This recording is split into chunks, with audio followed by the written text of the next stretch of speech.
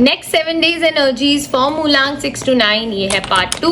Part 1 में हमने बात करी 1 से 5 वालों की, तो go check that reel out and share it with your friends too. 6 to 9 वाले you know the drill, comment कर दीजिए डेट ऑफ बर्थ ताकि आप इस रीडिंग से रेजोनेट कर पाएं। Starting off with none other than number 6। ये वीक मॉनेटरी गेन्स के लिए बहुत पॉजिटिव दिख रहा है, लेकिन कोई ट्रांसफॉर्मेशन होने वाली है। मतलब कोई भी गेन करना है तो कुछ सडन चेंज, अनएक्सपेक्टेड चेंज आ सकता है। किसी भी पास्ट की चीज को अगर पकड़ के बैठे हो ना, तो it's time to move forward, move ahead of it. Specially relationships में कोई पुरानी situationship, boyfriend, ex etcetera etcetera, किसी को भी अगर अभी भी दिमाग में रखा हुआ है, होल्ड ऑन किया हुआ है, तो आगे बढ़िए। किसी सिचुएशन को होल्ड ऑन करके बैठे हो कि पास्ट में ऐसा हुआ था, ऐसा करना चाहिए था, तो मूव अहेड। कोई बड़ी ट्रांसफॉर्मेशन आ रही है जिसको आप नहीं रोक सकते, आपको उसको एक्सेप्ट करना पड़ेगा, तभी आपके लिए मनी अपॉर्चुनिटीज बनेंगी। अगर उसी लूप में फंसते जाओगे तो आप अहेड नहीं चल सकते, आपके लिए अपॉर्चुनिटीज नहीं आएंगी। Good week for monetary opportunities, but you can expect some kind of sudden transformation. कोई अनएक्सपेक्टेड सिचुएशन आ सकती है जिसके कारण आपको बड़े चेंजेस करने पड़े। नेक्स्ट आप मूलांक 7।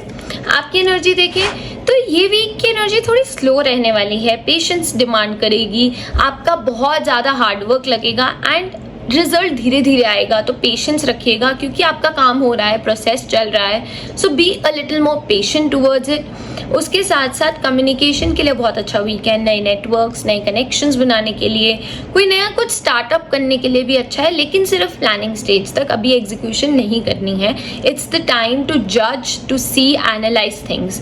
तो a good week for communication, for meeting new people, networking and even for finding a new partner. But चीज़ें स्लो डाउन रहेंगी, एकदम से रिजल्ट नहीं आएंगे।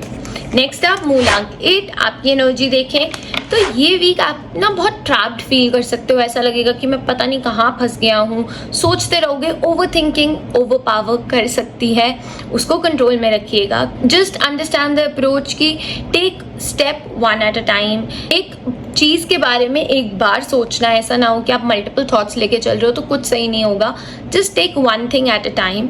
उस अप्रोच से चलोगे तो चीज़ें आपके लिए बेटर हो जाएंगी, मूव फॉरवर्ड अच्छे से होंगी। अदरवाइज आप फंसते जाओगे। तो ये वीक थोड़ा सा स्ट्रगलिंग है, ओवर थिंकिंग, आइसोलेशन कर सकते हो। So just manage that somehow. And lastly मूलांक 9। आपकी एनर्जीज देखें तो ये वीक पॉजिटिव रहेगा, सपोर्ट मिलेगा चीज़ों में।